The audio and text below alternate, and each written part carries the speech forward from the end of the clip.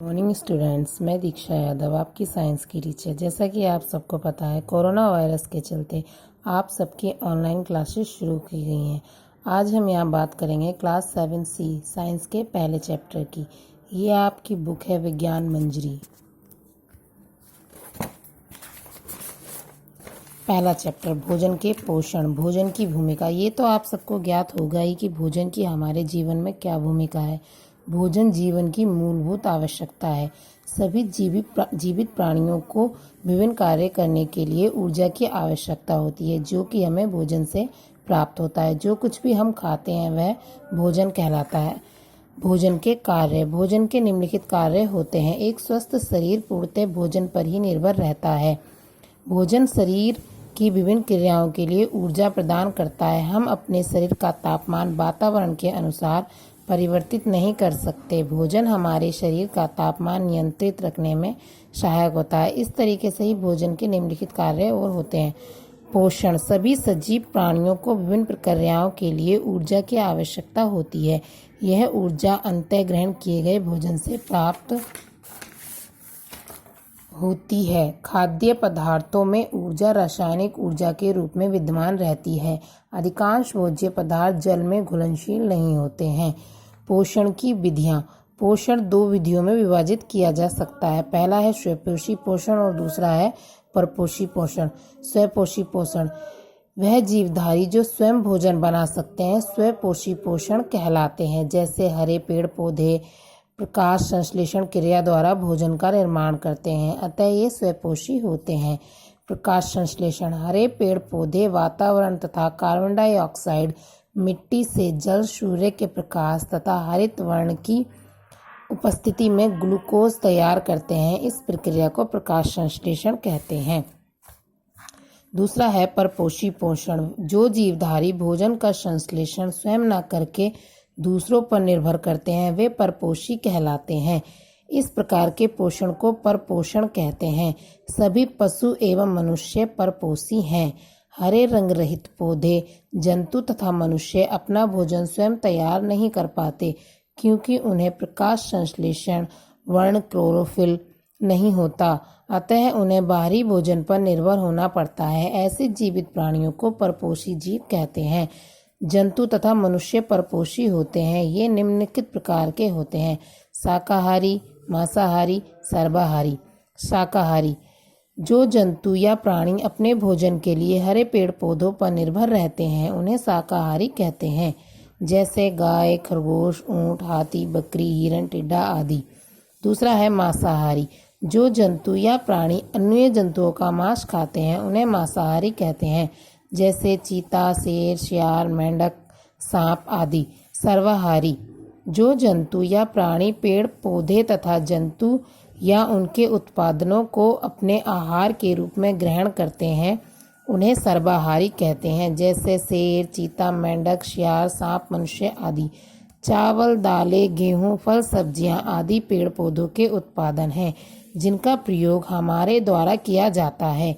अंडे, मांस, दूध, पनीर आदि जंतु उत्पाद हैं, जिनका प्रयोग हमारे द्वारा किया जाता है। हरे पेड़ पौधों में पोषण। हरे पेड़ पौधे स्वपोषी होते हैं, अर्थात ये कार्बन डाइऑक्साइड व जल से पर्णरहित एवं सूर्य के प्रकाश की उपस्थिति में अपने खाद्य पदार्थों का संश्लेषण करते हैं। इस विधि को प्रकाश संश्लेषण कहा जाता है। पौधों को उत्पादक भी कहा जाता है। प्रकाश संश्लेषण, हरे पेड़ पौधों द्वारा सूर्य के प्रकाश तथा क्लोरोफिल की उपस्थिति में भोजन तैयार करने की प्रक्रिया को प्रकाश संश्लेषण कहते हैं। निम्नलिखित परिस्थितियों प्रकाश संश्लेषण प्रक्रिया को प्रभावित करती हैं।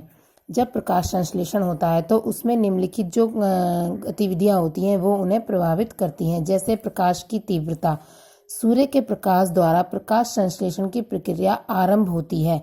प्रकाश जितना तीव्र होता है प्रकाश संश्लेषण की क्रिया भी उतनी ही अधिक तीव्र होती है, लेकिन अत्यधिक तीव्रता इस प्रक्रिया को अशुद्ध भी कर सकती है। इसी दूसरा पॉइंट है प्रकाश की गुणवत्ता। प्रकाश के केवल नीले तथा लाल भाग ही प्रकाश संश्लेषण के लिए उपयोग में लाए जाते हैं। अन्य रंग प्रकाश संश्लेषण की गति को कम कर देता है यानी घटा देता है। तीसरा पॉइंट है कार्बन डाइऑक्साइड। शक्कर को कच्चे पदार्थ के रूप में कार्बन डाइऑक्साइड की आवश्यकता होती है, अतः प्रकाश संश्लेषण की गति कार्बन डाइऑक्साइड की कमी होने पर धीमी हो जाती है। जल प्रकाश संश्लेषण का पहला चरण जल का रासायनिक रूप से टूटना है। कम जल प्रकाश संश्लेषण प्रक्रिया को धीमा कर देता है। तापमान प्रकाश संश्लेषण तापमान में उतार चढ़ाव से प्रभावित होता है।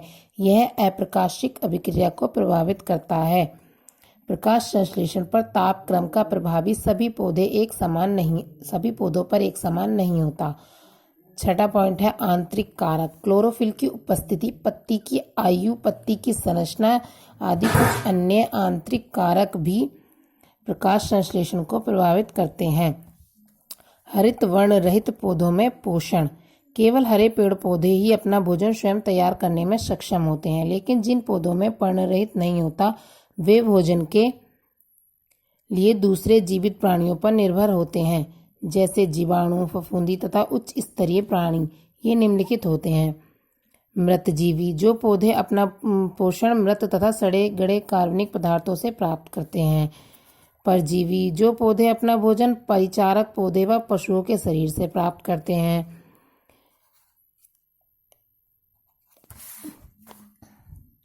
कीटभक्षी तथा सहजीवी पौधे, कुछ पौधे जो अपना भोजन तो स्वयं बनाते हैं लेकिन नाइट्रोजन युक्त खाद्य पदार्थों के लिए कीट मकोड़ों पर निर्भर होते हैं, कीटभक्षी कहलाते हैं, जैसे पिच्चर, बीनस, फ्लाईटैप आदि। सहजीविता, जब दो पौधे एक साथ एक ही पौधे के रूप में रहते हैं तथा एक दूसरे को परस्पर आश्रय भोजन की आवश्यकता पूरी करके लाभान्वित करते हैं, इस प्रकार के पौधे सहजीवी कहलाते हैं। ये था आपका पार्ट 1 का अध्ययन। इसका एक्सरसाइज वर्क आपको जब आपके विद्यालयों में पुनः रूप से पढ़ाई चालू हो जाएगी तो करा दिया जाएगा। अब बात करते हैं इस चैप्टर के क्वेश्चन आंसर की। पहले की तरह ही आपको इस पर इंडेक्स का निर्माण करना है। चैप्टर का नाम, चैप्टर नंबर, चैप्टर का नाम, पेज नंबर। इस कार्य का आपको PDF बनाकर आपके व्हाट्सएप ग्रुप पर सेंड कर दिया जाएगा, जो कि आपको जल्द से जल्द आपकी कॉपी में पूरा करना है। कोई भी बच्चा साइंस की कॉपी नहीं बनाएगा, सभी लोगों को साइंस का रजिस्टर बनाना है। Thank you.